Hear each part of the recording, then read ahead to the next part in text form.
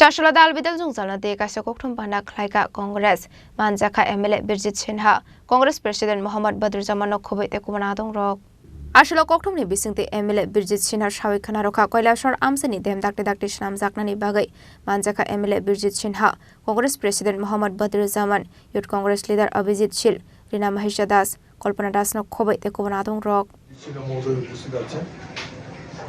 আমাদের চন্দ্রপুর বিধানসভা এলাকার যুব কংগ্রেসের জেলা নেতৃত্ব উপস্থিত আছেন। আমরা আপনাদের সবাইকে শুভেচ্ছা জানিয়ে খুব সংক্ষিপ্তভাবে কয়েকটা কথা বলব। কংগ্রেস পার্টি উন্নয়ন নিয়ে রাজনীতি করে না। কংগ্রেস পার্টির ডিমান্ডে কৈলাসরে বন্যা কবলিত এলাকাকে বন্যা নিয়ন্ত্রণের জন্য আমরা দীর্ঘদিন ধরে আন্দোলন গণতান্ত্রিক উপায়ে আন্দোলন পরিচালনা করে আসছি।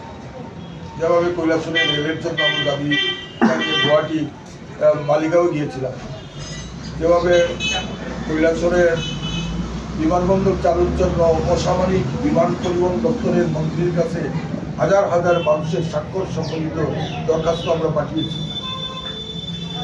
ঠিক সেইভাবে কৈলাসরের উন্নয়ন বা যে কোনো উন্নয়ন নিয়ে আমরা রাজনীতি করি না।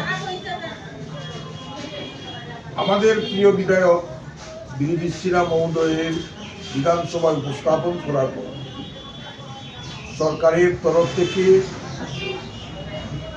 রাজ্য সরকারের সচিব কিরণ গিত্ত মহোদয়ের পরিদর্শনে এবং জেলা প্রশাসন ও রাজ্য প্রশাসনের অন্যান্য কর্মকর্তারা এটা ভিজিট করে বর্তমানে কিছুটা কাজ মঞ্জুর করেছেন। এর মধ্যে লাঠিয়াপুরা মাগুরুল থেকে লাঠিয়াপুরা, কাটানালার পার্ক, ভগবাননগর থেকে স্টিল ব্রিজ, জলাইয়ের কাজ, পাখিরবাদা অঞ্চলের কাজ, এইভাবে 5টা ওয়ার্ক অর্ডারের কাজ ইস্যু করা হয়েছে। এতে প্রায় 30 কোটি টাকার মতো খরচ করা হবে এবং এই কাজটা হলেই যে বন্যা নিয়ন্ত্রণ পুরোটা নিয়ন্ত্রণে আসবে না। গতকাল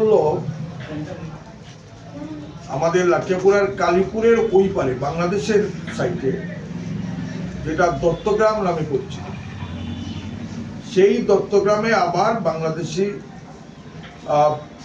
ফ্লাড কন্ট্রোল ডিপার্টমেন্ট বিশাল আকারে আবার ওই বাঁধের উপরে আবার বাঁধলেন। বিএসএফরা প্রতিবাদও করেছে, ফ্ল্যাগ মিটিং এর জন্য চেষ্টা করছে, কিন্তু ফ্ল্যাগ মিটিং হয় বা ফ্ল্যাগ মিটিং হবে এইভাবে পরিস্থিতি চলে। জলাইতে অনলাইনের মাধ্যমে এটা কাজ পেয়েছে। ডিএন কনস্ট্রাকশন নামে একজন কনস্ট্রাকশন, তার বাড়ি দেবো, কিন্তু তাকে ওয়ার্ক অর্ডার দেওয়ার পর কতিপয় লোক সেই কাজটা করতে দিচ্ছে না।